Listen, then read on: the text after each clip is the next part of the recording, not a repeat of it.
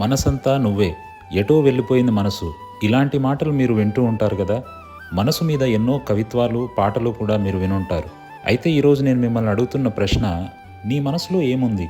దేని గురించి నువ్వు పదే పదే ఆలోచిస్తున్నావు? బైబిల్లో ఉన్న మాట, శరీరానుసారులు శరీర విషయముల మీద మనస్సుంతురు, ఆత్మానుసారులు ఆత్మ విషయముల మీద మనస్సుంతురు. నువ్వు దేన్ని అనుసరిస్తున్నావో, దేని మీద నీ మనసు ఉంచుతున్నావో నీకు బాగా తెలుసు. కానీ ఒకటి గుర్తుపెట్టుకో, శరీరానుసారమైన మనస్సు మరణమును, ఆత్మానుసారమైన మనస్సు జీవమును, సమాధానమునై ఉన్నది.